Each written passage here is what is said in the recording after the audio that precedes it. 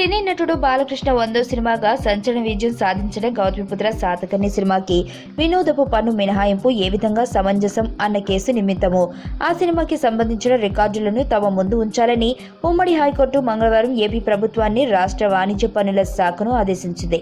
అదేవిధంగా వినోదపు పన్ను మినహాయింపు పొందినప్పుడు సినిమా టికెట్ ని దాని ధరలో 75% మించి అమ్మకూడదు అన్న నిబంధన అమలు సంబంధించి తీసుకున్న చర్చలు వివరాలు కూడా అందజేయాలని ప్రభుత్వాన్ని చిత్ర నిర్మాతలను ఆదేశించింది.